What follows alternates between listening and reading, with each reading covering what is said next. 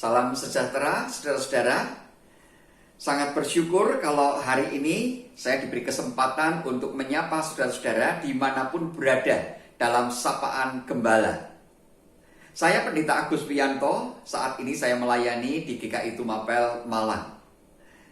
Sebelumnya perkenankan saya mengucapkan selamat Natal kepada saudara-saudara dimanapun berada. Sekarang mari kita berdoa. Bapa pengasih, kami bersyukur mendapat kesempatan untuk merenungkan firman Tuhan. Mohon pertolongan Roh Kudus untuk menjamah hati dan akal budi kami, agar firman Tuhan yang kami renungkan dapat kami mengerti dengan baik. Mohon Tuhan tolong hamba-Mu dalam menguraikan firman Tuhan, agar dalam tuntunan Roh Kudus, hamba-Mu dapat berbicara dengan benar dan jelas. Dalam nama Tuhan Yesus kami berdoa. Amin. Saudara, hari ini masih dalam suasana Natal.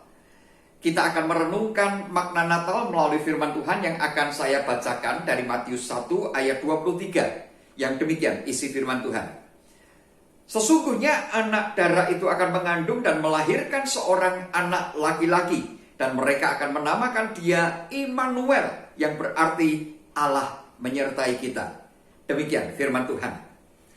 Saudara, saya memilih tema Immanuel. Kita tentu sudah akrab dengan sebutan Immanuel ini. Dan kita semua juga tentu sudah tahu artinya Immanuel, yaitu Allah menyertai kita. Namun, pernahkah kita merenungkan bagaimana sesungguhnya Allah menyertai kita? Bagaimana wujud Allah ketika menyertai kita?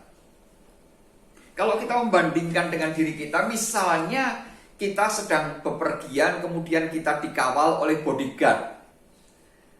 Itu sangat jelas. Orang-orang yang mengawal kita ada di sekitar kita. Tetapi bagaimana dengan wujud Allah ketika menyertai kita? Karena Allah tidak nampak di hadapan kita. Saudara, kita bisa mengambil contoh peristiwa setelah kelahiran Tuhan Yesus yang diceritakan dalam Matius 2 ayat 13 sampai 23. Saya tidak akan membacakan ayat-ayat ini, namun kita akan memperhatikan beberapa hal yang nanti bisa kita lihat bagaimana sesungguhnya Allah menyertai kita. Yang pertama, Allah menyertai kita dalam firman.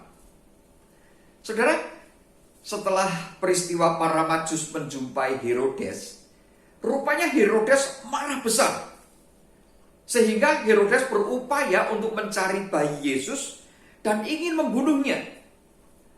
Dalam situasi yang sangat gawat itu, Tuhan Allah berfirman melalui malaikatnya kepada Yusuf. Tuhan Allah mengatakan demikian, "Bangunlah, ambillah anak itu serta ibunya. Larilah ke Mesir dan tinggallah di sana sampai aku berfirman kepadamu. Karena Herodes akan mencari anak itu untuk membunuhnya." Dan di dalam kemarahannya itu, ketika tidak menemukan bayi Yesus, Herodes mencari siapapun bayi yang ada di sana, lalu membunuhnya semua. Nah, saudara, Herodes menjadi sangat kejam karena dia marah kepada bayi Yesus. Dan bayi Yesus lolos dari pembunuhan itu. Karena setelah mendengar firman itu, Yusuf, Maria, dan bayi Yesus segera menyingkir ke Mesir. Saudara, bukankah Tuhan juga menyertai kita di dalam firman? Ketika kita sedang kalut karena berbagai masalah yang kita alami, yang kita hadapi, kemudian kita membaca firman Tuhan, ketika kita merenungkan firman Tuhan, kita memperoleh petunjuk, kita memperoleh kekuatan, sehingga kita tidak menjadi orang yang putus asa. Kita memperoleh kekuatan sehingga kita mampu menghadapi masalah itu. Bukankah dalam perjalanan hidup kita, firman Tuhan juga menuntun kita agar kita tidak menempuh jalan yang salah dan menyesatkan kita? Bukankah dengan cara itu Tuhan sesungguhnya menyertai kita? Oleh sebab itulah kita harus terus membaca firman Tuhan supaya kita bisa melihat penyertaan Tuhan melalui firman Tuhan yang kita renungkan, yang kita baca setiap saat.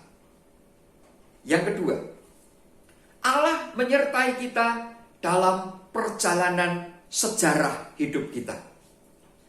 Saudara, kalau kita kembali memperhatikan proses Yusuf, Maria, dan bayi Yesus menyingkir ke Mesir, kita pasti akan terheran-heran.